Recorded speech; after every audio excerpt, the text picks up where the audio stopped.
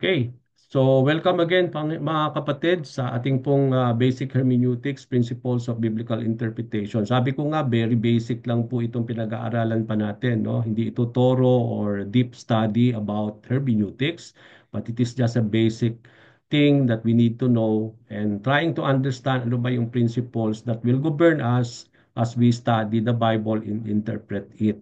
Okay? Kaya nga sabi ko nga hindi ito po, sabi nga natin hindi ito burden na sabi nga natin na that will cause burden into you, no? Although hindi talaga madali ito intindihan kasi theologically ito isa sa mga subjects sa seminary.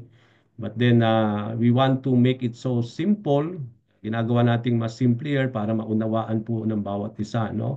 So as we go along, sabi nga natin, yung ating course description sa ating pong study, yung lahat ng mga student will be introduced sa mga basic principle. At yung nga yung pinag-aaralan natin, mga basic principles, guidelines in biblical interpretation, know yung importance ng good translation, tsaka learn to apply itong mga basic principles na ito sa different genre or different literary types na makikita natin sa Bible. So kapag na-complete natin po itong course na ito, mga kapatid, ang bawat isa sa atin, should be able already, no? Somehow you are able to interpret any biblical passages or passage using the methods na ipinesent natin dito sa ating pong course. At magkaroon tayo ng comprehensive overview ng hermeneutical principles for reading, studying, and understanding the Bible, which is the Word of the Lord. Okay? Yung ating pong mga responsibility, yung ating class attendance, completion of homestat assignments. From time to time, meron tayong mga assignments pero hindi naman din lagi. So, at that then, we will have a course and submittal para makomplete po natin itong study.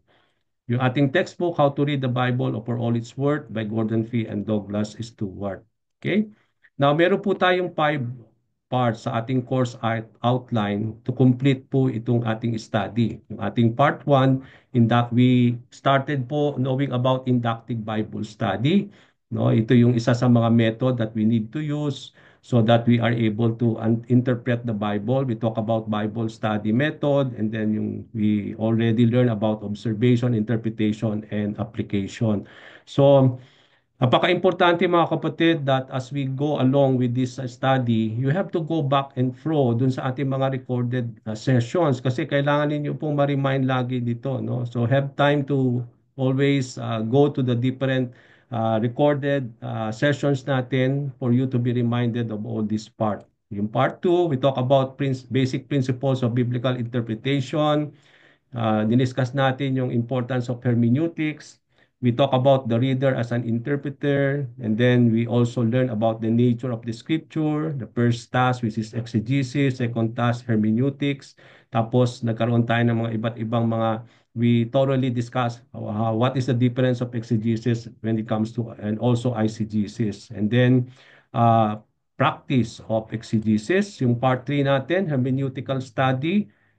We talk about contextual study, content study. We learn about literary markers, yung pong mga word study, tsaka yung introduction to detailed word study, and then we have made a review. Now, sa ating part 4, na-start na po natin yan last week, bagamat di tayo nakapag-meet last time.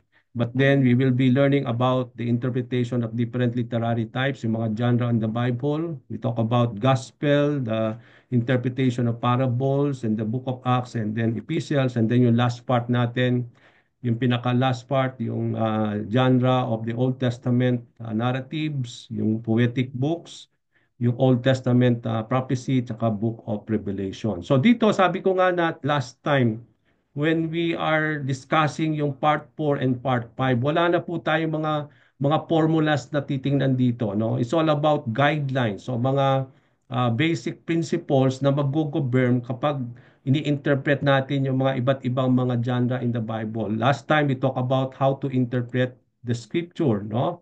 When it comes to the gospel. So we are now in part 4, interpretation of different literary types found in the Bible. And then as we study this, sabi nga natin, wala na tayong mga ibang mga pamamaraan or methods na matututunan. But then, ang magugovern na lang sa atin po mga kapatid as we study yung mga different genre is yung mga guidelines and principle na dapat nating i-consider when we are interpreting different types or different literary types in the Bible. Pero ang lagi nating approach when we study kung ano man yung mga passage na yan sa Bible o ano man mga literary types ay yung tinatawag nating hermeneutics. Pag sinabing nating hermeneutics, ang nakapaloob dyan yung exegesis of that passage, and then we talk about after we thoroughly studied it, we will have a principle. Ano ba yung timeless message or timeless principle na binibigyan ng pansin do sa passage na yon, and then how do we apply it in our contemporary time. So yan po yung aim natin lagi when we approach a certain passage that we want to interpret. No, we will do it always. Ang ating approach diyan mga kapatid is always exegesis. And when we talk about exegesis, we will go to the historical study, yung titingnan natin yung historical context ng passage na yon. So kapag mag-exegesis tayo, kailangan nating bigyan ng pansin yung historical study, no, yung historical context ng passage. Gayun din yung context. Pag sinabi natin context, nakapaloob yan. And then we talk about contextual study, 'di ba? Yung step by step na natutunan natin. That is our approach of exegesis. And then content, dito natin tinitingnan yung literary how it was the words or yung mga bagay na dapat nating intindihin sa particular context na yon. Kasi sabi nga natin, napakaganda na maintindihan natin yung magkaroon tayo ng word study, lalo na po yung mga hindi familiar sa atin. We go back to the original manuscript or word that has been used, Greek or Aramaic or Hebrew word. Kasi sabi natin last time, although sa English meron tayong parehong words, pero in the original Greek, no, maaring iba-iba yung mga meaning of it, oh. Although kasi tayo limited tayo sa English, but then sa Greek merong iba't ibang form of that kind of English word. Kaya nga napatunayan natin last time na merong parehong ginamit ni Paul yung fear and trembling, pero ginamit niya yan sa iba't ibang purposes na sa ating word sa English parang tingin natin parehas lang yung meaning ng fear and trembling, pero when we go back to the Greek, yung iba-ibang nakikita nating meaning, and what defines that particular word is yung context ang magbibigay kahulugan. Okay, so nakita natin yun. Kaya ito po yung i-apply din natin lagi sa mga literary types natin. No? Yun din. So, maaari yung iba, hindi yan applicable sa mga ibang mga literary types. Pero ang makakatulong sa atin to interpret here is yung mga guidelines and principles na mag-govern paano natin iintindihin ang mga verses sa isang particular book. Inumpisahan natin yung guidelines in interpretation of the gospel. And then after we go to the different guidelines na ito na na-discuss natin last time, we will go now to the interpretation of the parables. Okay? Now, hindi ko na po ulitin uli yung what we have discussed last time. So, if you want to go back again to the recorded thing, na i-upload ko na po yon. Let's go back again para maintindihan natin uli yung all about the guidelines of interpreting the gospel. Pero for our quick understanding of what we have learned last time, we talk about different guidelines. Ito yung mag-govern sa atin. Ito yung dapat nating i-consider kapag nagbabasa tayo at ini-interpret natin yung mga passages sa gospel. Okay? We learn about the nature. Pinag-usapan natin ano bang ibig sabihin ng gospel, ano ang nature ng gospel. So we will not talk about that more because it was already discussed last time. So go back to the recording para ma-remind tayo. Now, what yung mga guidelines na kailangan nating i-consider kapag nag interpret tayo ng passage in the gospel or mga verses in the gospel. So number one, guideline na natutunan natin last time for just to quick, sabi nga natin, update and to remind us of what we have learned. When interpreting the gospel, pay attention to the life of Jesus Christ. Although this is not, ang gospel ay hindi siya autobiography ni Jesus Christ, pero doon sa gospel makikita natin lahat yung isinulat patungkol kay Lord. It talks about the life of Jesus Christ, yung kanyang attitudes, okay, yung kanyang and character. Everything was written there, no? Yung how he relates to others, how he mingle, how he relate to other people at that time, or the way he is led or is led by God, no? Because he always rely on the Father in heaven. So marami tayong mga passages na makikita sa gospel wherein it is the Father who always lead, or he always led the Lord Jesus Christ. No, sabi nga ni Jesus Christ na especially in the book of John, no, in the Gospel of John, that yung kanyang ipinapahayag ng salita is the same words that the Father commanded him to preach and to teach, no? Yung mga salita na tinuturo ng Panginoon is the very same words of the Father. Okay, so yung work ni Jesus Christ is the same work of the Father is doing. So makikita natin yung unity in the Godhead when it comes to His words, when it comes to His work, of the work of God, at makikita natin yung lagi. So pagdating sa gospel, unang-unang dapat nating tingnan, no, in considering ano bang itinuturo nito patungkol kay Jesus Christ when it comes to His life. Ano ang tinuturo nito? Itong passage na ito, nasa gospel na ito, when regards to his attitude, ano yung ibinibigyan ng pansin dito? Now, ano bang tinuturo nitong passage na ito? How he deal with the others, no? Ano yung nakita natin dito? And then, anything about the Father that has been mentioned in that passage. So, bigyan natin ng pansin yan, mga kapatid, on that particular passage. Number two, be aware of the figure of speech. Dahil sinabi ko nga, maraming figure of speeches na ginamit si Lord, hindi lang isa, no? We define all those figure of speech na kinonsider natin last time. So if you want to go back again, go to our recorded session. So be aware of all those figures of speech used by Jesus and the purpose of their employment. Bakit ginamit niya yung mga iba't ibang figures of speech? Especially make sure you interpret parables correctly. Kasi napaka-importante when we talk about figures of speech, hindi siya can be taken literally. Pag sinabi nating figure of speech, there is a symbolism behind all those truth, no? So kailangan natin i-consider po 'yon. So we don't take that as a literal thing. Okay? But we need to consider what is the Lord or the purpose of that employment. Bakit ginamit ni Lord 'yon at ano yung binibigyan ng kahalagahan. And that is so important for us to consider. Number three, in the exegesis of the gospel, when we do an exegesis of this, one has to pay attention to both the historical setting of Jesus and the historical setting of the author.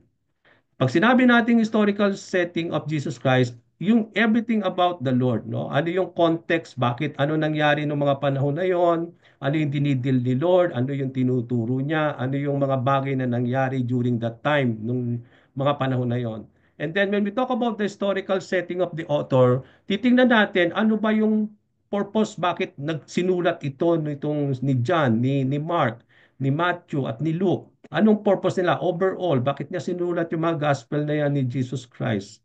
No, ano yung kanilang intensyon? Sino ba yung mga audience? Ano ba yung pinaka main key na theme of the passage? So yung tinatawag nating historical setting ng author. Ganon din naman, i-consider natin yung historical setting ni Jesus Christ, yung mga panahon na nangyayari kung saan isinusulat sila nitong author na ito.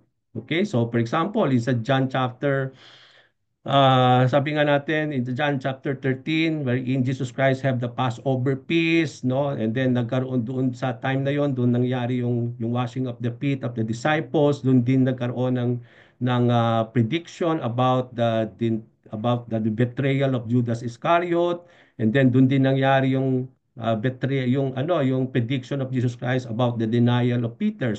So titingnan natin 'yon, no? Yun yung mga nangyari, yun yung setting na nangyari nung chapter na 'yon. So we have to consider all those setting. No? Ano ba yung tinuturo nung setting na 'yon regarding that? So we have to go back to the historical setting kung ano yung nangyari at that particular time. Ano ang tinuturo nito patungkol kay Lord? Ano yan? Babalik na tayo doon sa guideline number 1, no? Ano ang tinuturo nito when he relate to the disciples, no? Babalik i-consider ninyo yon, no? I-apply na ninyo yan sa yung guideline number 1 dito sa ating pong historical context ni Jesus Christ at historical context nung author. Okay, number 4, consider the main theme of Jesus Christ. Ang pinaka-main theme, put into your mind when it comes to gospel, ang laging theme ni Lord is about the kingdom of God. no? Is that through his coming, the kingdom of God has come. The last days have begun, and everyone should be aware of the urgency of the hour and respond through radical commitment to Jesus Christ. No? So yun po yung laging titingnan natin dyan. It's all about, ano ba ang tinuturo nito about the kingdom of God and everything about it, no? And i-consider natin na yan po yung pinaka main theme ng message ni Lord, no, when he was ministering on earth, when he was preaching and teaching to the people in those times. And then we will take note, sabi nga natin, we need to be aware on yung urgency of hour, no? Because nandun yung the people has to respond through the radical commitment to Jesus Christ. Now, how does the people respond to in those times about the teachings of the Lord? Nakita natin na iba-iba yung mga response ng mga tao in those days, no? Especially yung mga Pharisees, yung mga religious leaders, no? But then meron din naman ng mga who had responded out of faith, no? So titingnan natin po yung ibang mga respond yon when we study the gospel, okay? So number 5, hindi natin to na-tackle, but then sabi natin, the narratives mentioned in the gospel have to be understood in the light of the particular teaching of Jesus mentioned in the context of the story and vice versa. Oftentimes, the narrative serves as illustration for a particular teaching of Jesus Christ. Pag sinabing na narrative, ano yung story behind dun sa passage na gusto mong intindihin? Pag sinabi ng ating gospel, yung gospel kasi is more of narrative yan eh. Mga kwento o ninanarrate ng author yung mga nangyari on that particular chapter. So yung mga narratives na yan na minention sa gospel ay kailangan nating intindihin in the light of ano yung tinuturo ni Lord na minention dun sa context na yon. Okay, so yun ang kailangan nating intindihan. Ano ba yung tinuturo ni Lord sa narrative na ito o kinikwento nitong author na ito? Kasi it is being narrated. It was written by these authors at ninanarrate nila yung mga nangyari as they write or as they wrote everything about the Lord. So, kailangan na nating tingnan yung we need to understood in the light of the particular teaching. Ano ba yung tinuturo ni Lord na mention dito sa context ng study? Kaya, kung mapapansin nyo sa gospel, pasok na pasok yung contextual study natin. Yung ano ba yung context nito? Kasi mapapansin natin din na although may mga chapters tayo, pero we have to consider na kung itong verse na itong pinag-aaralan natin, hanggang saan po yung context nito. No? So we have to see that the context of the story, and also sabi nga natin, and we'll try to see what particular teaching of the Lord being emphasized, no? Because sabi dito, oftentimes a narrative serves as an illustration for a particular teaching of Jesus Christ. Ano ba yung mga narratives, no, na binibigyan ng illustration din ni Lord, no? Regarding what he was teaching at that particular time. May mga illustration na ginagamit si Lord, may mga analogy, no? So we have to take note of those things, no? Yung mga bagay na somehow binibigyan ng pansin, especially in the teaching of the Lord. Okay, so yun po yung ating mga guidelines po ito. Hindi po mga formulas, but this is something that we need to consider, bear in mind kapag tayo po iniintindi natin yung gospel, but then ang i-apply natin pong approach yung exegesis natin. Okay, historical context, historical study, contextual study, tsaka yung content study. Pasok na pasok po yan dun sa ating gospel. Okay? So yun din ang approach natin dyan. Okay, now we will go now to the second literary type, the parables. Okay? Now, when we talk about parables, mga kapatid, what is the nature? Pinag-aralan natin last time ano yung nature ng gospel. Ngayon, pag-aralan naman natin ano ba ang characteristic at nature ng mga parable ni Jesus Christ. Okay, the meaning of the parable. Ano bang ibig sabihin ng parable? The origin and the development of the word parable is placing alongside of or for the purpose of comparison. So dito, karamihan ng mga parable is yung parang there's the purpose of comparing this to this. Okay, laging may comparison na binibigay si Lord. Kaya nga kapag ina-understand natin yung parable, we need to take note, ano ba yung binibigyan ng comparison dito? Ano yung dalawang bagay na binibigyan lagi ng comparison ni Lord sa parable? Kasi nandun lagi, no? He is placing one along with the other one, no? So merong comparison siya. So may purpose. Kaya yung one of the way that the Lord is using parable is that He uses it for the purpose of comparison. Okay? So it does represent a method of illustration so that it could be said the kingdom of heaven is illustrated by the following situation. Yung parang bang, di ba, ang theme ni Lord lagi kapag nagtuturo siya is all about the kingdom of God. Kaya maraming parable to illustrate ang nature ng kingdom of God. Hinahalin tulad niya ito, kino-compare niya sa isang jewel, sa isang treasure, di ba? He talks about many things, no? Yung sabi nga natin, a fine pearl, hinalintulad niya yung kingdom of God, kinumpare niya sa isang fine pearl na kung sino yung nakakita noon, di ba?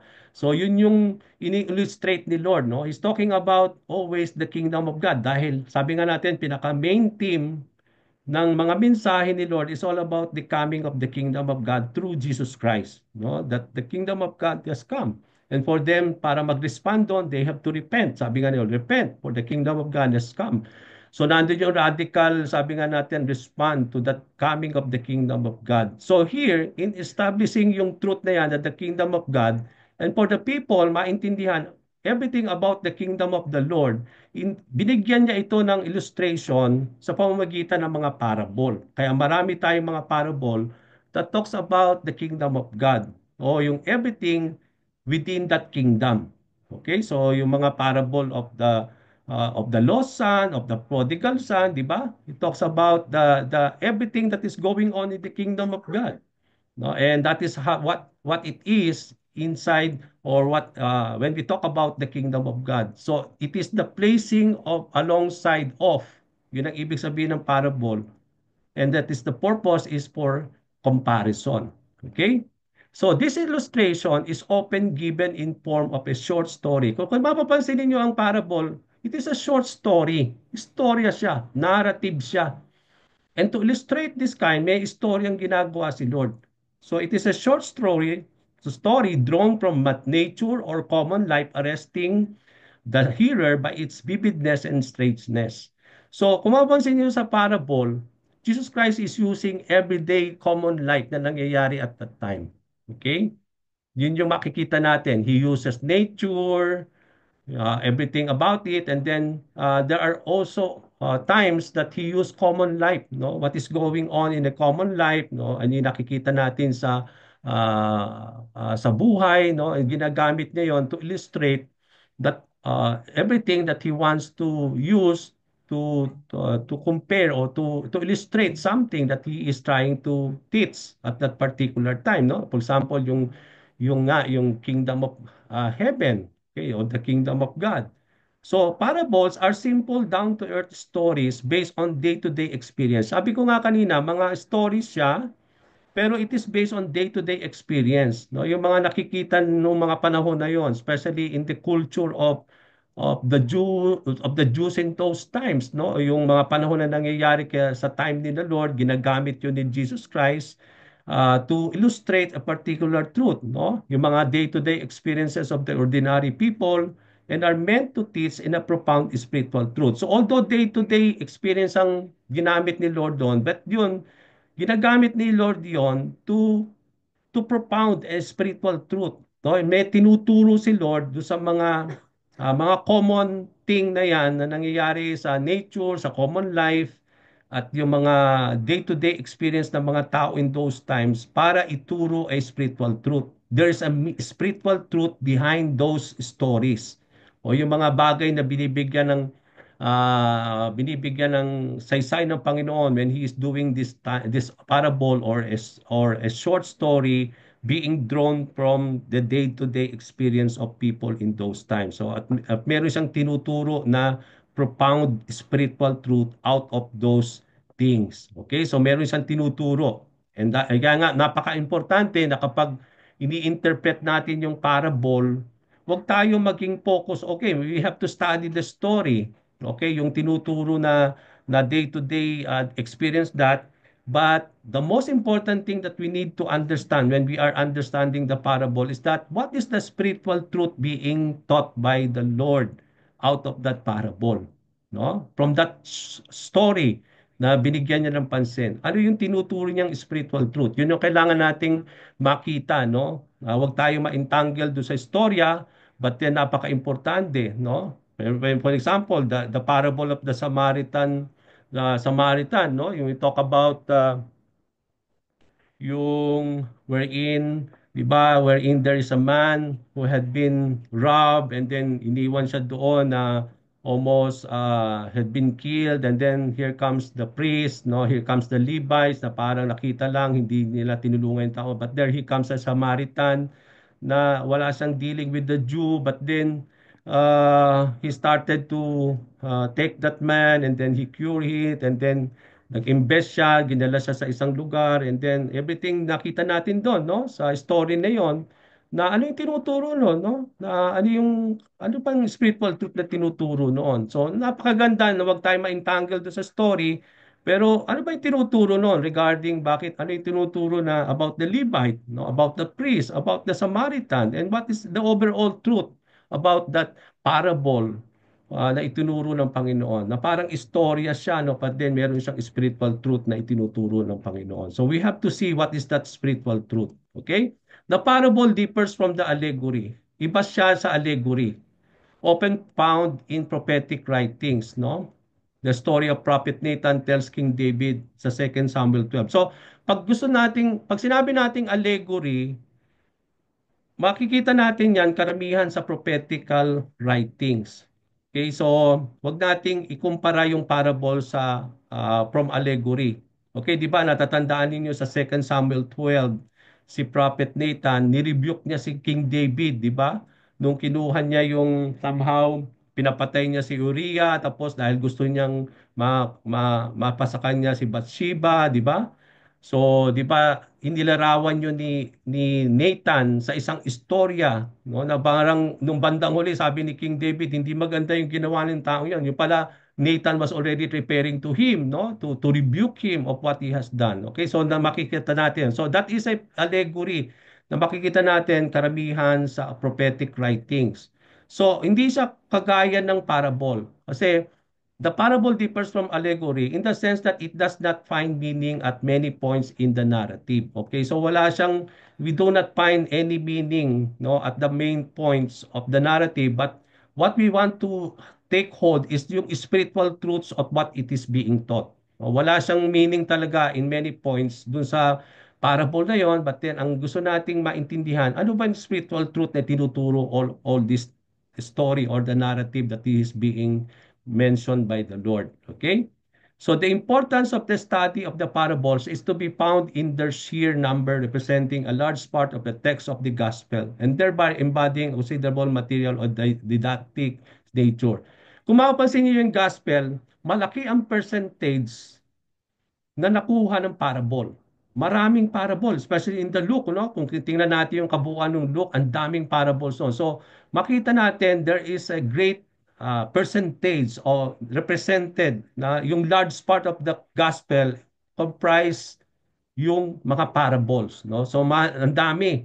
Kaya hindi natin kung ganun karami ang parables sa mga gospel at hindi natin naintindihan ito, ano yung nature, ano yung how do we be guided in interpreting it? So we will miss a lot kasi nga it take a large part of the gospel. Marami doon na mga parables na isulat si Lord na-include ng mga author at that time. Okay, so we are just tinitingnan lang natin to ha. When we are studying this, tinitingnan lang muna natin yung kabuuan. What is the nature of the nature of the parable in the gospel? Yan yung makikita natin. So, wala pa tayo sa mga guidelines. Okay, so scholars are divided in their opinion about the number of parables. Si Bernard Drum, ang sabi niya, there are 30 parables in the New Testament. Si Joachim Jeremias naman, sabi niya 41. So, we don't know, I don't know if you have counted the parables throughout the gospel. Siguro magandang tingnan nga, ilan ba talaga yung parable na naisulat sa New Testament, especially in the gospel, no? It's good to see, pero yung mga scholars divided sila sa kanilang opinion, sabi doon, kung ilan yung number of parables in the New Testament. Some they said it's 30, yung iba naman more than, no? They said it is 41. So it's good to see siguro for us to have our clear siguro kung hindi na pa natin natingnan at mabilang, siguro maganda na madiscover natin kung ilan ba talaga yung parable na naisulat. Okay? Now, the purpose, okay, nakita natin bakit ito pala ang parable, ito pala yung bakit gumamit si Lord, ano yung mga dapat makita natin sa parable. Now, bakit gumamit si Lord ng mga parables? Anong purpose? No, bakit hindi siya naging plain lang sa pagtuturo? Bakit gumamit siya ng mga parables in the time of the Lord when he was teaching regarding especially about the kingdom of God? Okay, so as a keen observer of what happened around him, especially kung tayo, nag-o-observe tayo, or you are so familiar with the gospel, mga kapatid.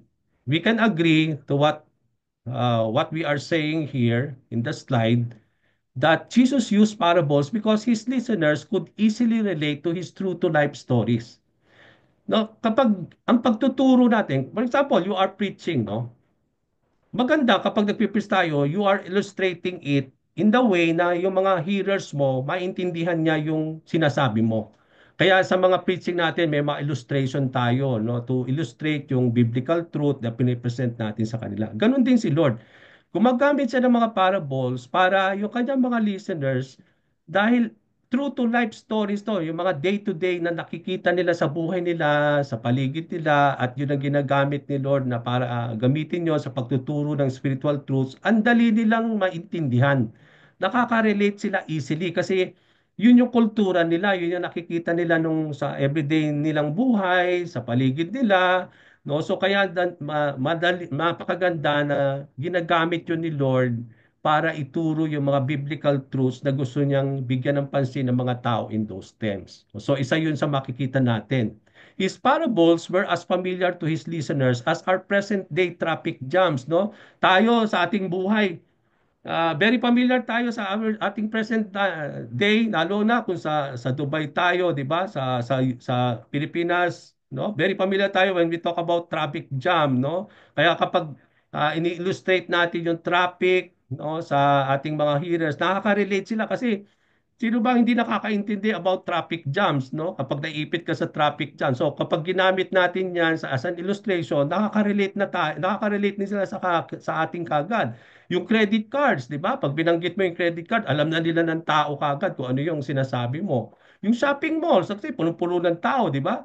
So, marami tayong nagagamit ng mga illustration na 'yan, na we use shopping malls, yung mga sales, no? Yung trains, cars, mga airplanes to us today. Kasi ito yung mga present day. Kung baka sa ano, ito yung life, ito yung true to life thing na nakikita natin sa ating contemporary time. Kapag ginamit natin ito in our preaching, our teaching, as an illustration, alam natin na yung mga listeners natin can easily relate to what we are teaching and sharing to them. Kasi ito yung parang very so familiar with them. No? Kasi sino ba ang di nakakaalam ng lahat ng ito? Okay, so ganun din si Lord.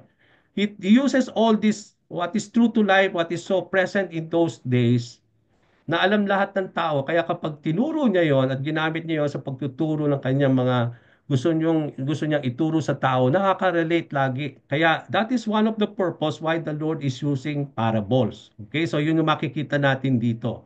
So, stories siya, talagang true to life stories, no, mga present day things na makikita natin ng mga panahon na yon sa kultura ng mga Hudyo at that time. So, pay attention to those things, no? Kasi it teaches us many things. Kapag may parables tayo, it reveals some culture, no? Mga tradisyon na nare-reveal doon sa story. Kasi hindi lang yung pinabricate ni Lord, pero makikita natin sa parable, it teaches about the culture in those times. Kasi true to life stories nito, patungkol sa buhay ng mga tao. Kaya may tinuturo doon si Lord ng mga kultura, ng mga Hudyo, na kapag pinag-aralan natin to, hindi lang inimbento yun, Lord. Kailangan natin i-consider yon na isa yun sa mga kultura na ginamit ni Lord para ituro ang particular spiritual truth. No? So ang mga parable din ay nagtuturo ng mga tradisyon, mga kultura na behind those stories. Okay? So pay attention for that. Okay? Now, the purpose of the parable is twofold. Anong purpose nito? Hindi lang it is used para makarelate, maintindihan lalo ng tao, but then twofold, to reveal and to hide. Both to reveal and also to hide. Now, bakit dalawang to reveal and to hide? Ano bang ibig sabihin yan? Na yun ang purpose na nakita natin from the parables of Jesus Christ. Why purpose is to reveal? What is something to be revealed? And then what is something that to be hide? At kanino i-reveal? Kanino itatago? Okay, so yun yung makikita natin dito. Now, they are supposed to reveal. So number one, why both to reveal and to hide? Now, to reveal, sabi doon, the parable supposed to reveal the truth to the ones who are responsive to the teachings of Jesus Christ. So i-reveal ni Lord ang meaning ng mga parables doon sa talagang merong responsive heart doon sa maririnig nila sa Panginoon. Pero kapag alam naman natin si Jesus Christ is an all-knowing God. He knows the heart of the people. That's why there are moments that when he teaches the parables, itinuturo niya yung mga revelation or the meaning of the parables, especially to his disciples. But remember, we will able to see from the passage, from the gospel, he will always hide the truth. Okay, when ibabahagi niya yung parable na yun sa napakaraming tao, but he will not reveal or he will hide the truth from them because he knew that, sabi nga natin, he will hide the truth dun sa mga who are unresponsive, hostile, and unbelieving. So there is no use. Kasi nga, kahit i-reveal ni Lord yung mga remaining na mga parables na yan, but if the heart is really unresponsive, it is just useless. No, alam naman ni Lord. Kaya nga sabi ni Lord kay Jesus sa kanyang mga disciples, but for you, you are so privileged to know this truth. No, so he always reveal the meaning of the parable to them, but to the people he don't reveal it. He always hide it because he knows that the people, especially those who are responsive, hostile, and unbelieving among the people. So it is both to reveal and to hide. Okay? Tingnan niyo po. Sabi po sa Matthew 13:34 to 35, Jesus spoke of all these things to the crowd. Okay? So tinuro niya sa lahat ng tao, to the crowd, in parables. All these things to the crowd in parables. Sabi dito, he did not say anything to them without using a parable. So was fulfilled what was spoken to the prophets. I will open my mouth in parables. I will utter things hidden since the creation of the world.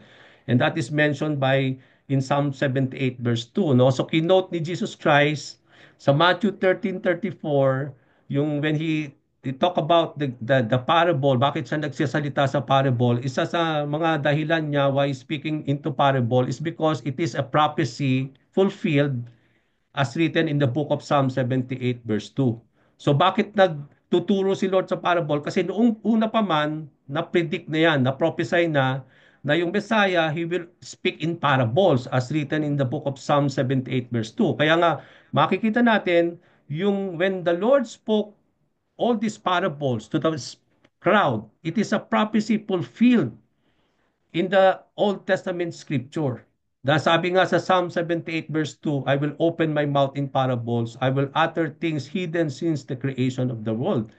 So dito makita natin yung fulfillment na yan when the Lord spoke out of this parable. So sabi dito, he did not say anything to them without using a parable. So Jesus Christ was always using parables to teach the crowd. Okay, sabi doon sa Matthew 13:34 verse 35. Okay, why Jesus was speaking in parables? Bakit? Why Jesus was speaking in parables? No? Sabi po sa Luke 8 verse 9 to 10, his disciples asked him what this parable meant. So he said, the knowledge of the secrets of the kingdom of God has been given to you, but to others I speak in parables. So makikita natin, Jesus Christ will always reveal the meaning of the parable to his disciples. Because sabi niya, the knowledge of the secrets of the kingdom of God has been given to you because they know the heart of these disciples. No? So he will always teach them the meaning of it. But to the others, sabi ni Jesus Christ, I speak in parables so that ang reason niya is to what? To seeing they may to hide the truth to them. Sabi doon, so sa mga disciples, it is to reveal. But to the other crowd, it is to hide. Kasi ang sabi po sa Isaiah 6 verse 9, those seeing, why he's speaking the parables among the crowd, is so that those seeing, nakakakita sila, they may not see. Though hearing, they may not understand. Okay, so makikita natin yung both reveal and hide here in these passages. Why the Lord was revealing to his disciples, but also why he's hiding the truth among the crowd. Okay? Now, why does Jesus say what does Jesus say is the purpose of the parable? Ano bang ibig sabihin ni Lord dito? Sabi niya sa Matthew, no? Yung titingnan natin, that in them is fulfilled the prophecy of Isaiah. You will be ever hearing but never understand. You will be ever seeing but never perceiving. Kaya kung kanina, nung sinabi niya sa Isaiah 6:9, no? Kung makikita natin dito, binanggit ito yun ni Lord. Why He speaking in parables? He quoted Isaiah 6:9. No, yun yung reason na bakit itong mga taong ito nakakakita sila pero hindi nila talaga makikita kung ano yung totoo. Bakit nakakarinig din sila pero hindi nila ma-understand, no? Bakit kahit na ano yung reason na yon, no? Bakit hindi nila makita? Bakit hindi nila marinig talaga at maunawaan yung kanilang naririnig at nakikita? Kaya kasi ang sabi po sa Isaiah, tutuloy natin yung passage na kino-quote ni Lord doon sa passage na yon. Sabi po sa Isaiah 6:9 to 10, you will be ever hearing what never understanding. You will be ever seeing but never perceiving. For these people's heart has become callous. So ganun na katindi yung heart ng mga tao. That's why they cannot hear with their ears, no? They cannot see with their eyes because they hardly hear with their ears and they have closed their eyes because of the callousness of their heart. Otherwise, they might see with their eyes, hear with their ears, understand with their hearts, and turn and I would heal them. So, kung hindi ganun katindi yung pagkatigas ng kanilang mga puso, no? These people will understand, no? And then they will hear, they will see by their eyes, they will hear by their ears, and they will able to understand with their heart. And once all these things happen, they will turn to the Lord and that God will heal them. Kaya lang bakit walang turning to the Lord at walang nahi-heal is because of the callousness of the heart of the people. And Jesus Christ knew that most of the crowd there has no heart really to come to him, no? That's why majority, karamihan itinatago ni Lord yung ano, yung revelation or yung meaning ng parable is because they knew that these people will not respond, they will not really turn to the Lord and they will not be healed is because of the callousness of their heart. Okay, so yun yung reason doon. Makikita natin yon, no? And even Jesus Christ used this Isaiah 6:9 to 10 to talk about why he is speaking with parables. Although he is teaching them about a story, a spiritual truth, but then yung meaning nung truth na yan, no, yung parable, it is being hid among the people, among the crowd, but for his disciples, he always teach them regarding what is something that the Lord is revealing, no, out of this passage or out of this parable. Okay? Now, four elements of the parable. Ano makikita natin na element kapag nakakita tayo ng parable? There are four elements of a parable. So, dapat nating ilagay sa isip na kapag may parable, itong apat na ito ay makikita natin ito. And it will help us to understand the parable. Okay? So, ano yung apat na elements ng parable? So the parable is some commonly known earthly thing. No, yung parang day-to-day thing na nakikita ng mga panahon na yon na into everyday life of the people. Mga event, ginagamit ni Lord yung mga nangyayari ng mga panahon na yon, mga customs, mga possible occurrences, no? Kaya nga sabi ko may mga bagay na tinuturo si Lord doon patungkol sa custom ng mga tao, tradisyon ng mga tao ng mga panahon na yon, ginagamit niya yon into a parable to teach spiritual truth. Okay? So, the emphasis is on the world earthly. Kasi, kung mapapansin ninyo, yung parable ni Lord, He uses ang ginagamit niya mga things to talk about the parable is what we can see on this world. Mga earthly things. No? Parables are about farming. Meron siyang mga parables na patungkol sa farming. Meron siyang ginamit na to teach a parable, he used marriages. Merong parable din na ginamit niya yung kings, yung mga peace or household. Gumamit siya ng mga things about these things, no? So, merong karamihan dito sa mga ginagamit ni Lord to teach parables are yung mga patungkol sa nakikita here on earth. Okay? yung pang karamihan doon earthly things or earthly mga bagay na nakikita natin here on earth. Okay, so makikita natin lagi yan sa parable. Okay? Beyond the earthly thing is the spiritual lesson or theological lesson which the parable intends to teach. So behind those things na mga earthly, okay, when he talk about farming, no, he talk about everything, no, that is so earthly. But then, what is behind that thing? Ano yung behind that earthly thing na ginamit ni Lord dahil very familiar yun sa tao? Anong spiritual lesson na tinuturo nun? Or ano yung theological lesson that symbolizes yung earthly thing na yan? Okay, that he is trying to intend to teach. So these earthly elements bears an analogical relationship to the spiritual element. It is this analogical, o yung pag sinabi natin analogical, yung comparison between earthly and spiritual element. Dahil merong earthly element, dahil ginamit ni Lord yung mga day-to-day thing, mga costume, mga everything that we can see on earth. Pero yung out of that earthly element, meron siyang spiritual element na katumbas nun. So it is in this comparison, the relationship that gives the parable its illustrative force. Okay, so makikita natin yan sa the parable. So because a parable has two levels of meaning, earthly and spiritual, every parable stands in need of interpretation. Okay, dahil nga merong earthly aspect, element, yung parable, dahil gumamit si Lord ng mga earthly things para ituro yung spiritual things, so lahat ng parable needs to be interpreted. Okay, so kailangan nating ma-interpret yon. So the actors, elements, and actions need to be identified. At sino ba yung mga binigyan ng pansin ng mga ano yung character doon? Meron bang mga character na binigyan si Lord ng pansin doon, no? 'Di ba sa parable of the lost son, the prodigal son, 'di ba? There's the father, there's the eldest son, and the youngest son, no? So, yung mga actor, yung mga elements noon, yung mga actions need to be identified. However, their interpretation must be free of allegorization. So, dapat maalisin natin yung allegory, no? Hindi tayo mag-allegorize, no? Sabi nga natin, ang pinaka-danger natin kapag nag-i-interpret tayo is pag sinabi ng nag-a-allegorize kayo, nagbibigay kayo ng meaning na hindi naman talaga yun ang nakita nating meaning sa passage. Yun ang allegory. At yan madalas ang danger natin. Nagbibigay tayo ng meaning ng mga nangyayari dun sa parable na hindi naman yun ang intention ni Lord na itinuturo. So beware of that. No? It must be from any allegorization.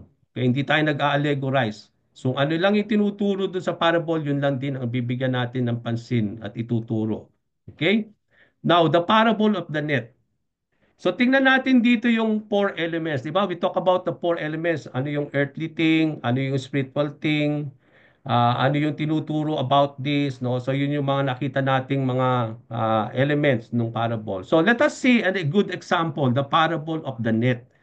In Matthew 13, verses 47 to 50. And then i-identify natin dito yung four elements na nakita natin doon sa nakita natin, no? Yung ano ba yung earthly thing dito na ginamit ni Lord, ano naman yung spiritual thing na binibigyan ng patungkol diyan. And then ano yung mga nakita natin diyan, no? Elements, no? Na nakita natin doon. Okay?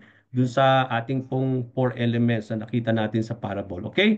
Now, the parable of the net. Tingnan natin. Once again, sabi dito, the kingdom of heaven. Remember, Jesus Christ will always talk about the kingdom of heaven in many parables because that's the main theme. Now, how did the Lord illustrate the kingdom of heaven in this parable?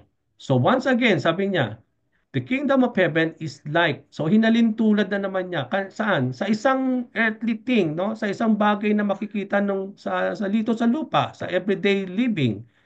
No, 'di ba? Ang mga panahon na 'yon, fishing lagi ang mga profesyon ng mga Hudyo, si Peter, no? Si Andrew, when they were called by the Lord, they were fishermen. So, very familiar sa kanila itong profession na ito because that is their profession in those times. So, ginamit ni Lord yung fishing, yung pagiging isang fisherman, no, when they hunt for fish, when they try to catch a fish, no, so ginamit ni Lord yon. So ginamit niya yung ganong klaseng everyday thing na nakikita ng mga panahon na yon in the time of Jesus Christ sa mga Hudyo. So hinalin tulad niya ang kingdom of heaven is like a net that was let down into the lake and caught all kinds of fish. Di ba? Yan po yung nakikita natin. Hindi lang noon, kundi ngayon sa mga fishermen natin, di ba? They use the net to catch fish of all kinds of fish. Okay, so noong mga panahon na yon, ganun din. Ginamit ni Lord yon, yung ganung profesyon, yung ganung nakikita niya. This is something that is seen in their everyday life, no? To teach about the kingdom of God. So, hinalintulad niya yung kingdom of God sa isang net na inihulog sa isang lake at ang intention to caught all kinds of fish.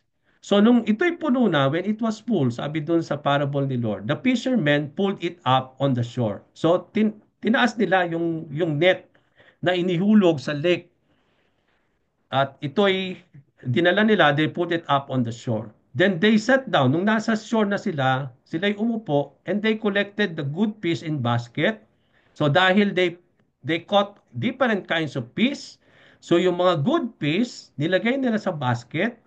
Yung mga bad naman, tinapo nila, but threw the bad away.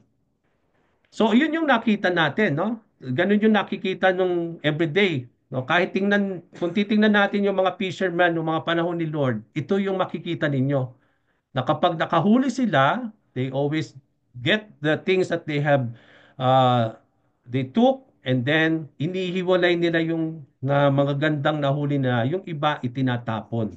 So, hindi lang yung parang istorya ni Lord yan. Yan yung makikita ninyo noon sa mga fishermen. Ginamit niya yon to illustrate about the kingdom of God.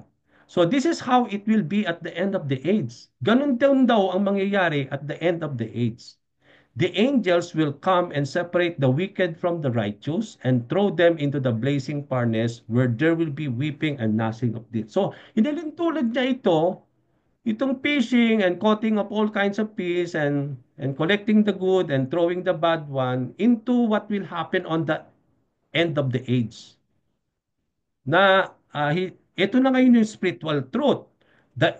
Yun yung nakita nating earthly truth, no? Earthly element, no? Up to verse 48. And then sa 49, makita natin yan na yung spiritual truth that this will be at the end of the age. So meron siyang earthly element, ang spiritual element natin from verses 49 to 50, that this will be the same thing at the end of the age. The angels will come and separate the wicked from the righteous and throw them into the blazing furnace where there will be weeping and gnashing of teeth. So, makita natin dito sa parable na ito, the the Lord used this everyday thing, the normal thing that is happening in those times to teach about the spiritual truth regarding the kingdom of God, especially on the coming of the end of the age. So identify now the four elements in this parable. So titingnan natin yung four elements natin nakita dito. Okay? So the common earthly thing used, di ba? Meron tayong common earth thing na ginagamit si Lord. Yun yung unang factor, yun ang unang element ng gas ng parable. Gumagamit siya ng earthly thing, mga nakikita sa lupa, mga everyday thing. So nakita natin yung common earthly thing used is net and fishing. Okay, dahil lambat, very natural yan in our world today, even in panahon ni Lord. Yung fishing din is because one of the profession of the Jews in those times. So ginamit niya yon. So anong spiritual lesson? Ang spiritual lesson is that this is how it will be at the end of the days. Yung nakita na yon sa about fishing and how the dropping of the net and then how the collection of the good fish and then the throwing of the bad fish is something that has to be seen or something that will happen at the end of the age. So yun yung sinabi ni Lord. Yun yung spiritual lesson doon na ito yung mangyayari, yun ang binibigyan ng pansin ni Lord, na ito yung mga nakita ninyo na yan ang mangyayari at the end of the age. So yun yung spiritual lesson doon. So ano yung analogical relationship? Pag sinabi natin analogical, yung comparison, ano yung makikita natin? So yung four elements of the parable, number one, ano yung earthly thing na ginamit ni Lord? Ano yung spiritual lesson or spiritual element out of that? Pangatlo, ano yung binibigyan ng comparison? Ano yung analogical relationship na binigyan ng comparison ni Lord? And the number four element, ano yung meaning at interpretation? So yan po yung laging bibigyan ninyo ng pansin lagi when you are studying the parable. Ano yung earthly thing na ginamit? Ano yung spiritual lesson out of that earthly thing? Ano yung comparison, yung analogical relationship? Ano yung kinumpare? So dito sa passage na ito, parable na ito, ano ang analogical relationship? Anong kinumpare? Yung God's kingdom into a dragnet. Okay? Na para lang hinaluntulan niya yung kingdom of God of dropping of a net o yung dragnet. Yung fisherman, hinaluntulan niya sa angels. Okay, yung good and bad peace, it talks about the righteous and the wicked. No, nakita natin dun sa parable na yan. So yun yung analogical relationship, yung comparison na binigyan ng pansin ni Lord sa kanyang parable. O so yung ikaapat na element, ano ang meaning and interpretation nun? Nung parable. The sobering main point of the parable can be stated thus: a day of reckoning, because this will be happening at the end of the age, sabi ni Jesus Christ. So ang ibig sabihin pala noon, yung meaning niyan, interpretation, a day of reckoning will come, no, at the end of the age, in which God will separate through the angels, no, God will use the angels to separate the true believers from mere pretenders, and those found to be false will be cast into hell. Okay, so yung po yung makikita natin dito sa dragnet, no? Kaya kung mapapansin ninyo sa simbahan natin, hindi ibig sabihin na lahat ng mga tao sa simbahan will be saved, will be enter the kingdom of God. Because even though those people will say, Lord, Lord, ang sabi ni God, kumakatok sila sa pintuan, nasaraduhan sila, Lord, Lord, hindi mo ba kami kalilala? We are preaching in your name. We are delivering spirit out of your name. But sabi ni Lord, no, I do not know you. So may mga truth na ganyan, no? Na akala natin inside that net, no, all are good, but it is not. There are believers who are just pretenders. They are not true really as followers of the Lord, that at the end of the day, they will be also cast into hell, no? Sabi nga natin yan. So, hindi lang po yan yung para bang kingdom of heaven, sabi nga natin, no? But then, makikita naman natin dito ang katotohanan that there will be good peace and there will be bad peace, no? Inside that net. So, it is being illustrated dito yung church, no? There will be good and there will be bad peace inside the church, no, and these are those who are believers, who are just pretending that they are believers, but then at the end they are not, no.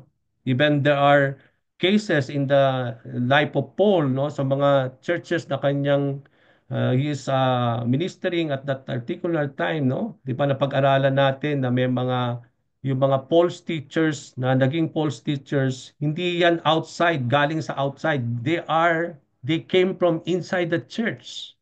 No? So yung mga false teachers, yan ay mga galing inside sa church. No? So makikita natin inside the church there will be lovers of money later on. Sa Bible, no? May mga ganung bagay na makikita natin, no? Paul was not referring to unbelievers there, who will abandon their faith, no? Who will entertain different kinds of teaching. So these are people inside the church, mga kapatid. He's not talking about unbelievers here. So, ganun din naman when it comes to the kingdom of God, no? So, nakita natin dito yung meaning and interpretation. So, yung common earthly thing na ginamit, spiritual lesson na itinuturo, ano yung kino-comparison, analogical relationship, ano yung meaning interpretation, yan ang bigyan ninyo ng pansin kapag pinag-aaralan ninyo yung parable. Kasi yan yung pinaka-importante na kailangan nating maintindihan regarding the parables of Jesus Christ. So tandaan po natin yung four elements na yan kasi makakatulong sa atin yan in understanding the parable. Now, important principles of parable interpretation. So kanina nakita natin yung nature, bakit gumamit si Lord ng parables, anong purpose. So dito titingnan naman natin ano yung mga principles na dapat nating tandaan kapag nag-i-interpret tayo ng mga parable. Bukod dun sa apat na key element, yung apat na elements in understanding the parable. Okay? So, though the nature of the parable seems to be very simple, Kasi istorya siya, no? Parang everyday living, mga istorya. Although akala natin very simple lang siya, but they are not as easy to interpret as their nature would suggest. Remember, although God is using, or Jesus Christ is using an earthly, a day-to-day thing na para maintindihan ng mga tao, but it conveys spiritual truth. Kaya hindi siya ganun i-interpret, hindi siya ganun kadali i-interpret. So following the suggestions of Bernard Ram in his book Protestant Biblical Interpretation, we will discuss the interpretation of the parables from the viewpoint of four principles. So sabi ni Bernard Ram sa kanyang book sa kanyang book Protestant Biblical Interpretation, binigyan niya na gagamitin natin dito na apat na discuss yung mga interpretation of parables from the viewpoint of four principle. No? So may apat na principle na dapat nating i-consider when we are interpreting the parables, no? Based on these four principles. Okay? Now, ano yon? Perspective principle, cultural principle, exegetical principle, doctrinal principle. So kung mapapansin ninyo, kung iintindihan natin ng parable, kailangan ninyong i-consider ano yung perspective principle nitong parable na ito. Ano yung cultural principle nitong parable? Ano yung exegetical principle? Ano yung doctrinal principle? Okay, so yun yung kailangan nating tingnan dito when we are interpreting the parable. So ano bang ibig sabihin ng perspective principle, cultural principle, exegetical principle, tsaka doctrinal principle? Okay, so tingnan natin, isa-isahin natin. Pag sinabi nating perspective principle, the perspective principle informs us that to adequately interpret the parables, we need to understand them in their relationship to Christology and the kingdom of God theme recurrent in the teachings of Jesus. So pag tinitingnan natin overall ang parable, kailangan natin i-understand yan in relationship to Christology. Pag sinabi natin Christology, it is the study of Christ. So anong tinuturo nito pagdating kay Lord? Yan lagi nang titingnan natin pagdating sa perspective principle. Pag pinag-aaralan natin ang parable, anong tinuturo nito kay Lord? Remember in the gospel, 'di ba? Yung isa sa mga guideline natin na when we are interpreting the gospel, kung saan nandun yung mga parables, we have to see what is this teaching about the Lord, teaching about His life, teaching about everything that about the Father, how He relate to the people. Yun din ang sinasabi dito nitong principle na ito, no? Because yung parable is part of the gospel, kaya it talks about Jesus Christ. May tinuturo yung parable na yon about the Lord. Okay? And then second thing is that ito ay about the kingdom of God. Marami sa mga parable is about the kingdom of heaven. So, ito ay recurrent daw sa lahat ng teaching si Jesus Christ when He used parables. So, kailangan nating, sabi dito na it informs us the adequately interpret itong mga parables na ito para ma-interpret daw natin itong mga parables na ito, kailangan natin maintindihan yung relationship ng parable na yon kay Lord. Kasi when we talk about Christology, it is a study of Christ. What is this something teaching about the Lord, about Jesus Christ, and also about the kingdom of God. Okay, so that is the perspective principle. Ano tinuturo ito about Jesus Christ, about the kingdom of God. Okay? Now, Christology. Pag sinabi natin you have to understand that parable when it comes to Christology. Now, what is Christology? In some parables, Christ is the leading figure. Siya yung pinaka-key character ng mga parable. Sa iba, hindi karamihan ha. Merong mga parable na si Kristo ang parang leading figure ng parable na yon. Or yung parable has meaning only as related directly to Christ or His words. So patungkol sa kanyang salita, patungkol sa kanya. May mga parable na ganoon. Okay? So thus, in approaching any parable, we must ask ourselves this: how does this parable relate to Christ? O, example, Matthew 25, no?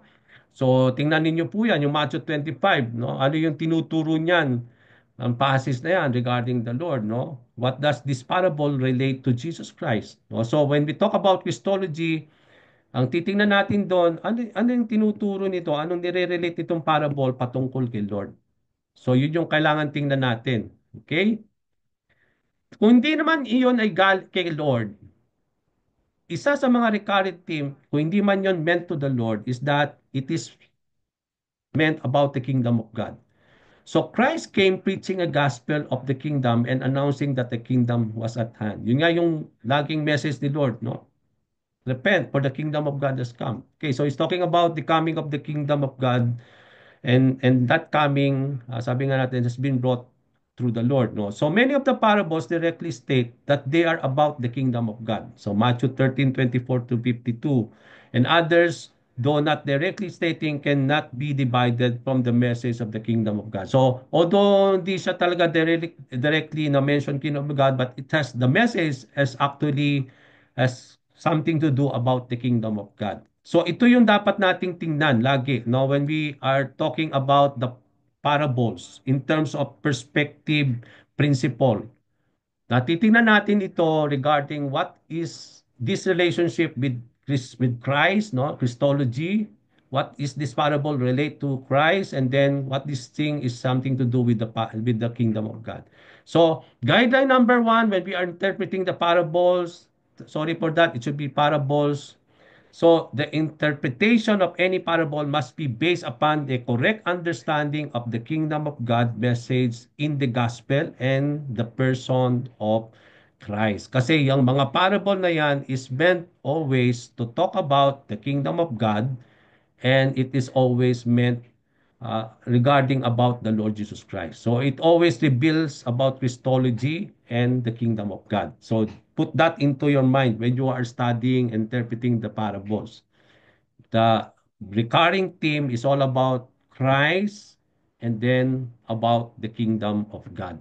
Okay, so that is the first principle. Second principle, cultural principle. Ano ang sabihin ng cultural principle? So yung una, perspective principle, about Christ and about the kingdom of God. Pangalawa is the cultural principle. In order to interpret parables correctly, we need not only to see them from the standpoint of the kingdom of God and Christology. Yun nga, yung first principle, perspective principle. But also understand their cultural background. Pag pinag-aralan natin ang parable, ano yung cultural background na tinuturo noon? Merong kultura na itinuturo si Lord doon. Alam natin, Jesus lived in an ancient Palestine amidst the Jewish people. Okay? Thus, his parables are drawn from this particular cultural backdrop. So, yung karamihan ng mga parables ni Lord, hinugot niya in this setting, in this cultural background, that the Lord was living in that particular time in an ancient Palestine in the midst of a Jewish people. So, lahat ng setting na makikita natin, mga kultura na binabanggit dito ni Lord, nakapaloob yan dito sa ancient Palestine, that we can see in the midst of in the midst of the Jewish people. Kaya yung mga everyday thing na nakikita natin sa Jewish people noong mga panahon in ancient Palestine, yun ang ginagamit ni Lord, na binibigyan niya ng parang ginagamit niya as an illustration in his parable. Okay, merong kultura, may cultural background na tinuturo o ginamit si Lord doon sa particular na parable na yan. Okay? Therefore, in the interpretation of every parable, it is necessary to recover as much as possible of the local color employed. Ano ba yung culture nung hindi istorya ito ni Lord? Ninanarrate ito ni Jesus Christ. Ano yung local culture na in-employ, na ginamit ni Lord doon sa particular na parable na yan? Meron bang cultural background yung parable? So take note of that. Hindi lang yung ano yung recurring theme, ano tinuturo nito kay Lord tsaka Kingdom of God. That is the first principle, perspective. But when we talk about cultural perspective, we will talk about ano yung culture na tinuturo nung mga panahon na yon, nung tinuro ni Lord itong parable na ito. Okay? For example, ano yung culture? Yung harvest, yung wedding and wine were Jewish symbol of the end of the age, no? Kung makikita natin, the fig tree is a symbol for the people of God. No? Hinalintulad niya ang mga tao as a fig tree. No? Yun yung mga makikita natin dito. Lamps were put under a basket to extinguish them. So, yung sinabi ni Lord, you are the light of this earth. No? You don't put your lamp under a bowl or a basket. No? Because hindi lang yun parang tinuturo ni Lord.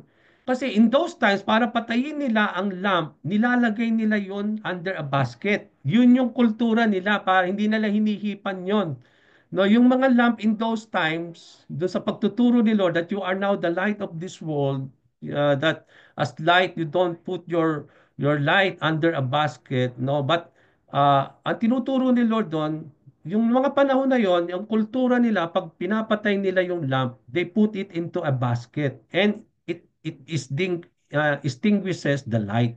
Okay, so hindi lang ito turo. Remember, these are being used by the Lord na nakikita niya sa everyday living ng mga Hudyo. At ganun sila. No? So yung fig tree rin is a symbol for the people of God, no? In those times na hinalintulad ni Lord itong mga fig tree noong mga panahon na yon, no? Yung sabi nga natin, yung harvest, yung wedding and wine were Jewish symbols of the end of the age.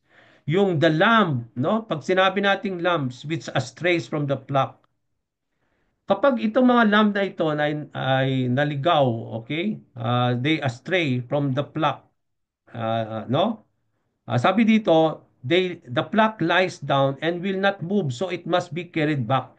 Mapapansin niyo, ang isang tupa, kapag nahiwalay siya sa kanyang flock, he will just lie down there. He will not move. Kaya kapag ang shepherd natagpuan niya yung lamb na yon, pinapasan niya yon sa kanyang shoulder. Kasi hindi siya talaga maglalakad. So he will not move. So he has to carry it onto his back. Yun ang kultura, mga kapatid. Culture po yun. Hindi yun parang nakita lang natin doon sa passage na yon that the Lord will find that and then nakita natin he will put it onto his shoulder, no? He will carry it. It's because that is the culture of a lamb, no? Kapag nag-astray siya sa flock, he will just lie down. Kaya he is in the danger of the wolf or any wild animal kasi nandun lang siya. He will not run. No? He will not move when he stray from the flock where he belong. Okay, so it is a culture na makikita natin in those times. Yung mustard tree, no? It is a very small seed, no? But when this mustard trees grew from a small seed, it becomes it becomes a tree 8 or 10 feet tall. So, hindi lang siya parang inistorya ni Lord yan that your faith should be like a small mustard seed.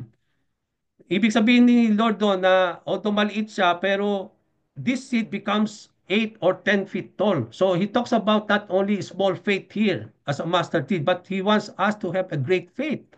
No, yung kasi yung mustard seed na ito, very small, it becomes sabi nga a great tall tree, no, around 8 to 10 feet tall. So yun ang tinuturo doon, no. So makikita natin dito yung mga culture behind those parables na meron pong kahulugan yon. Na makikita natin doon na parang binanggit yun ni Lord kasi yun yung makikita ninyo sa kultura, yung mga nangyayari talaga doon. Na in-include yan ni Lord na para lang to add to this, pero may katotohanan po yun.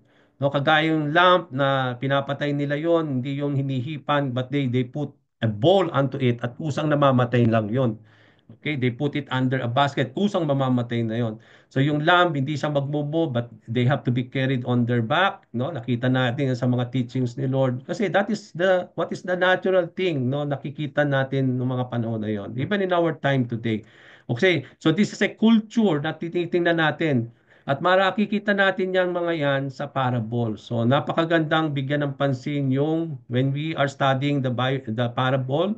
Una, yung perspective principle. Pangalawa, yung cultural principle. Now, what is the cultural background o culture na binibigyan ng pansin ni Lord sa parable. So guideline number 2 about interpreting the parables. In interpreting the parables, always try to understand the cultural backdrop. Ano yung backdrop? Ano yung cultural setting na tinuturo nila from which they are drawn and the cultural elements that are employed in its narration. Ano yung mga cultural backdrop? Ano yung cultural elements na ginamit ni Lord in that story, in that narration nung parable na yon. Okay, so yun yung guideline number 2 natin.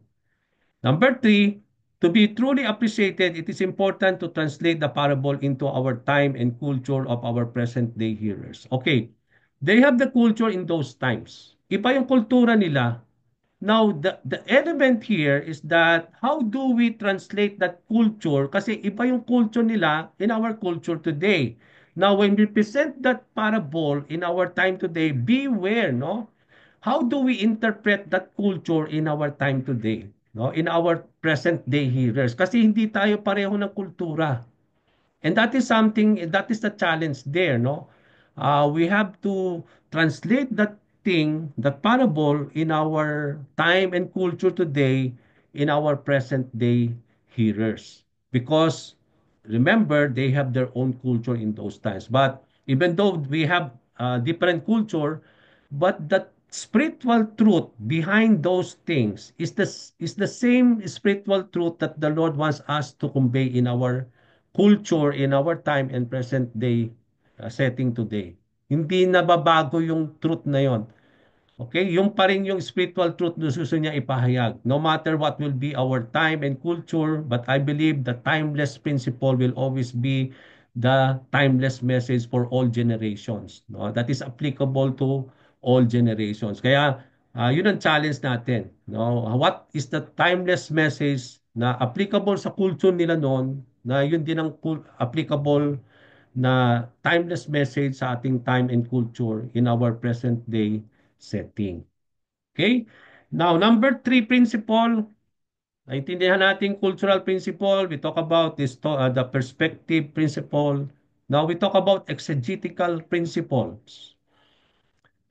We have tried to close in on the parables from two sides, perspective and historical principle. Okay? Yung cultural. Now we will come directly to the parable and consider the direct interpretation of parables. There are some guidelines. So titingnan na natin ngayon yung direct interpretation of the parables. Kasi dahil exegesis to, exegetical principle, so we will apply exegesis here. Yung natintindihan natin. No? There are some guidelines that when we do an exegesis of a parable o i-consider natin yung exegetical principle ng parable to interpret it, meron tayong mga guidelines na susundin. Bukod doon sa una at ikalawang guideline natin kanina. Okay, what is this? Guideline number 4. Determine whether there are any clues in the context concerning the parable's meaning. May mga parable na binibigay na ni Lord yung meaning. Kaya hindi ka na maghahanap ng meaning. No, sometimes nag-allegorize pa tayo and nandun na yung meaning nga. Binigay na ni Lord directly. So, guideline number 4, when you interpret the Bible, determine kung meron ng meaning. May mga clues na ba na ibinigay sa context concerning the meaning of the parable? Kasi may mga parable na may meaning na. Hindi mo na kailangang halugugin pa or hanapin pa. Nandun na rin ang meaning na ibinibigay ni Lord. Kagaya ng dragnet natin kanina, no? Ang linaw-linaw. He likened the fisherman to an angel, and then he talk about the kingdom of God as a dragnet. He talk about yung peace na bad peace as mga wicked, no? We talk about the good peace as those who are righteous, no?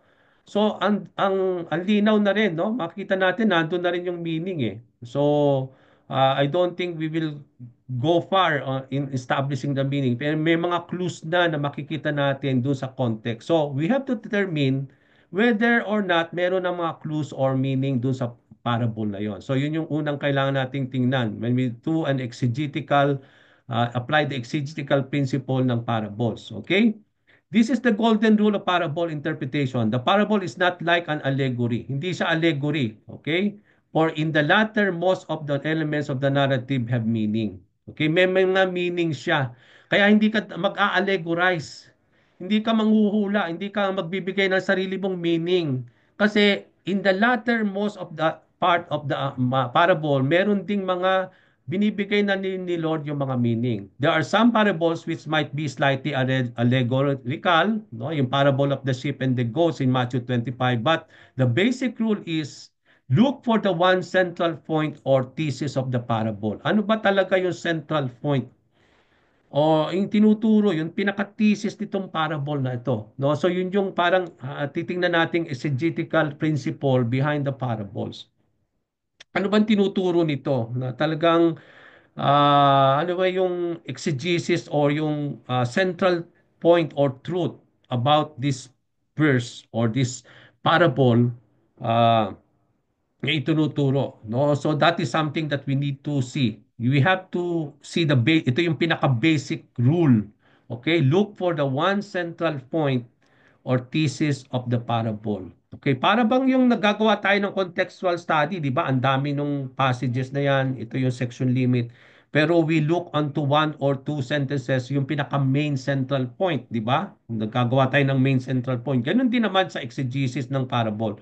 Ano yung one central truth na out of those story or the parable, out of that verses of that parable, ano yung tinuturong one central truth or pinaka-thesis nitong parable na ito? Pag na-establish ninyo yan, ay sigurado mga kapatid, makikita na ninyo yung kabuuan ng lahat ng yan, nagkakaroon ng kahulugan kapag na-establish natin yung central point na yon, yung pinaka-central theme ng parable. Kasi lahat ng mga nabanggit dyan ay nakapaloob, nag establish dun sa central point. Ganon din yung contextual study natin, di ba? May main idea tayo dun sa context study natin, yung pinaka-context, pero meron tayong sub-points na nagko-contribute dun sa central point, dun ini-establish natin yon. Ganon din ang nakita natin dito. Okay? So yung meron tayong central point, determine that, look for that, kasi ito ang mag-govern sa kabuuan ng interpretation ng buong parable. Okay? So kagaya nung dragnet, ano yung pinaka-central point here? That this, sabi ni Lord Jesus, this will be happening at the end of the age. So yun yung pinaka-central point. Yun ang nilalarawan niya. That the kingdom of God will be like this at the end of the age. No? That there will be the separation of the wicked and the righteous. No? So yun yung makita nating central point doon. So nagkakaroon na ng meaning kaagad, no? Yung buong parable. So when we establish that central truth point, it added to the further meaning of all the elements ang lahat ng nakita natin doon sa parable. Okay? So example of interpreting a parable as an allegory. Alam natin si Augustine, no? Kaya nga dapat hindi tayo nag-allegorize. Pag nag-allegorize, nagbibigay ka ng meaning na wala naman doon sa parable. Okay. Yung parable of the Good Samaritan, yung inistorya ko kanina, no? There is the priest, there's the Levites, there's the Samaritan, and there is this Jewish man na that who was robbed, no? And was almost dying at that particular time. Si Augustine, noong mga panahon yun, he is one of the church fathers, early fathers, si Augustine, no? Early fathers po ito, mga kapatid, ha? Nung ininterpret niya yung parable of the Good Samaritan in Luke 10, ito ang kanyang interpretation. Nag-a-allegorize siya. May allegory siyang ginamit. Okay? Yung certain man daw who went down from Jerusalem to Jericho, di ba? Merong isang certain Jewish man who went down from Jericho. Yun daw si Adam. He talk about that is Adam. So, niliken niya yung certain man as Adam himself. Yung Jerusalem, no, where the place where he went from, at papunta siya sa Jericho, ito raw ay heavenly city of peace from where Adam fell. Okay? Come to think of this, ang layo, no? Pero wala naman ganyan tayo makikita na parable na ganyan eh. Okay? So, dito, si Augustine, ito yung kanyang interpretation, mga kapatid. Okay? So, it is more of allegory. Yung Jericho, kung saan siya pupunta, it is the moon. Therefore, signifies Adam's mortality. Yung thieves na nagnakaw na yun daw yung devil and his angels. Yung when he was stripped him, ang sabi doon, namely of he was stripped of his immortality. Okay? When this man has been beaten, nandun yung by persuading him to sin, no? Yun yung when he beat him, it is persuaded him to sin, no? Yun yung kanyang interpretation of it. When he left him half dead, sabi doon, as a man he lives but he died spiritually. Yung priests and Levites, the priesthood of the ministry of the Old Testament, no? Ito yung mga sinasabi niya mga priesthood ng mga Old Testament. Yung Samaritan, ni-repair niya kay Jesus Christ. Yung bound his wounds, ito yung binding the restraints of sin. Yung oil na ginamit to anoint yun yung comfort of good hope. Yung wine ang nagsisimbolize daw nito, exhortation of work to the fervent spirit. Yung inn na kung saan dinala siya is the church. Yung two silver of coins, di ba, na nabanggit yon, the promise of this life and the life to come. And then yung innkeeper, si Paul daw yon. Ang layo, no? Paano naging napunta si Paul doon? Napunta si Jesus Christ. No, para bang ang layo na po. So kung titingnan natin, kung ito sa one of the early church fathers, and this is his interpretation of the Good Samaritan. Di lalo na po tayo mga kapatid. Baka mas higit pa dyan ang ating magiging interpretation. So what this thing is trying to say is that we need not to allegorize yung mga parables, no? Kasi may mga parables naman na meron na rin talagang meaning. Merong mga, kung wala man, we need to be aware or be, sabi nga na, we warn of not allegorizing. Na kung walang meaning yon, stay it at like that. Kung hindi binanggit, no, let it be like that lang. We don't need to put meaning out of it. Kung wala, wala talaga. No, so determine how much of the parable is interpreted by Jesus himself. So, kapag nag-interpret tayo, meron bang mga parable na ininterpret na si Lord? Kung meron man, that is already an interpretation by Jesus himself. So, yun na yung interpretation nun. You don't need to add on to that. No? How much the parable is interpreted by Jesus. Because most of the parable, He always revealed the meaning to the disciples. No? Kasi tinuturo niya rin sa disciples. Kaya kung mapapansin nyo, meron ng meaning din kagad kay Lord yung mga yon. So kailangan lang nating ma-determine kung doon sa mga parable na yon, how much na na-interpret na ni Lord. Okay? Kung ganun lang ang in-interpret ni Lord, yung iba hindi, then we don't need to allegorize and put meaning out of those things na hindi binigyan ng pansin ni Lord. Na hindi niya binigyan ng interpretation. So that is also another guideline when we interpret the parables. Okay, in the context of exegetical principles. Okay. Now, example, Matthew 13 verses 18, verse 25 and 13. No, in such cases, we have the definite word of Christ concerning the meaning of the parable. We can learn out of these examples how to interpret other parables too. Okay, so in such cases, meron tayong mga definite word of the Lord, no, na nagbibigay meaning na dun sa parable, no. So hindi na natin kailangan na i-expound pa kasi meron ng mga meaning si Lord doon. So maaari lang sigurong dapat din nating i-consider, no, we can learn out of these examples how to interpret other parables too. Okay, so maaring siguro gamitin din natin yung mga cases na yon na na kahawig or binigyan na ng pansin ni Lord yung meaning na yan doon sa parable na yon, at maaring yon ay pwedeng the same interpretation of other parables too, no? So we can learn out of these examples na maaring dahil maaring the same thing that the Lord is teaching, so pwedeng maari yung meaning na yon nung passage na yon is the same we can use to interpret other parables also. So yun yung makikita natin dyan. So Matthew 13. So ano ba yung Matthew 13? Just, we don't have much time. Go through it. Tingnan nyo po yan. Ano ba ang tinuturo ng Matthew 13:18, verse 25:13 sa ibang mga parables? Maaring yun din ay ginagamit ni Lord, yung meaning na yan sa ibang mga parables din. So we don't have much time to look into that, but maybe you can do that as your assignment. Tingnan nyo po kung ano yung makikita nyo dyan. Okay? Now, guideline number 6, determine the one central truth the parable is attempting to teach. Ano yung pinaka-central truth? Yan po yung principle. Yan po yung timeless message na applicable sa kultura natin ngayon, kahit iba yung kultura nila.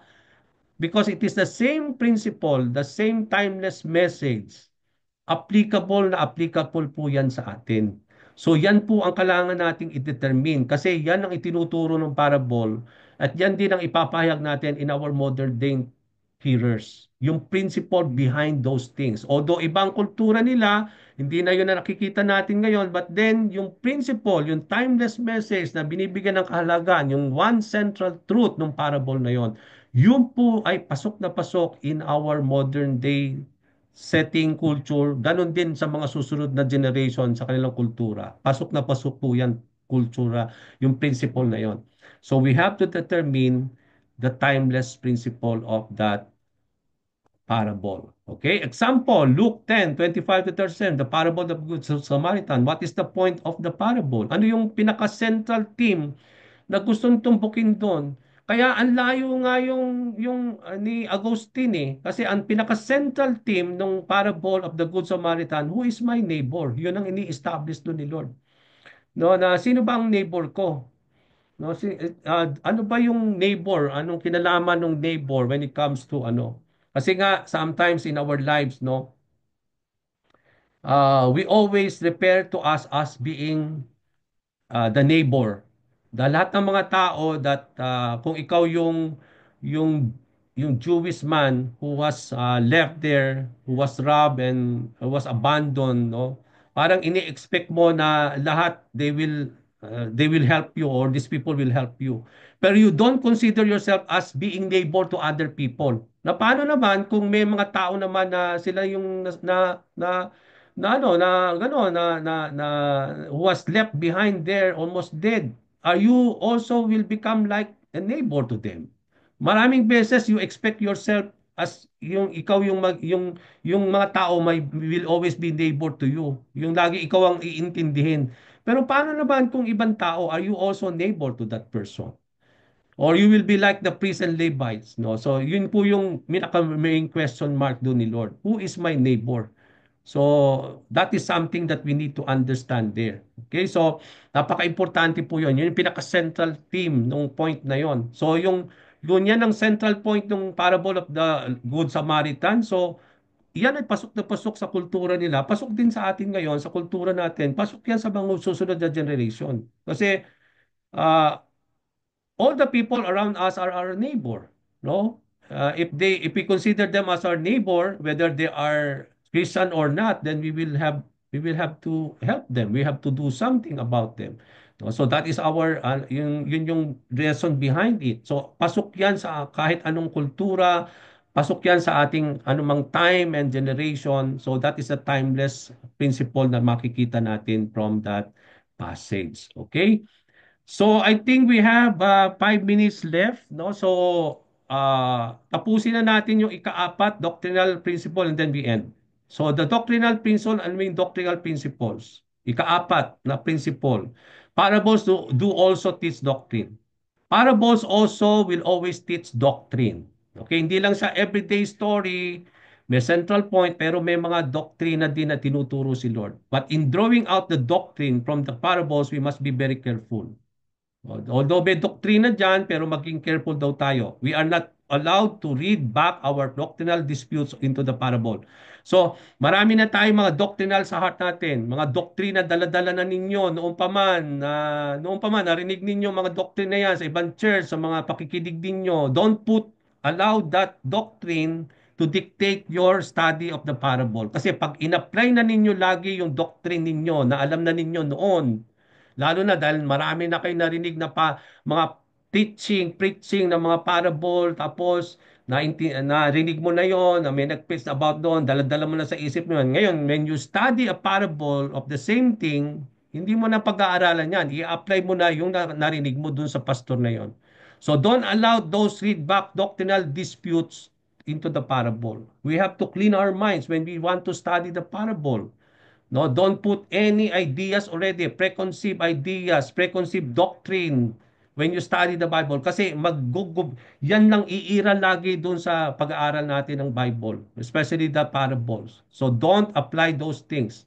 We have to approach it na para bang we don't have any understanding of it so that we may able to understand fully what is the doctrine. Kasi kapag hinaluan natin yan, yung mga doctrinal, yung mga read back, doctrinal disputes natin noong paman, so magkakaroon po yan ng impact sa ating mga pag-aaral ng parables. Okay? So, three important guidelines in deriving doctrines from the parable. Paano natin makikita yung mga doctrines sa parable? Parable is not an allegory. Hindi tayo nag-a-allegorize, hindi tayo nagpuput ng meaning. Okay, so hindi tayo ang nagbibigay ng meaning doon.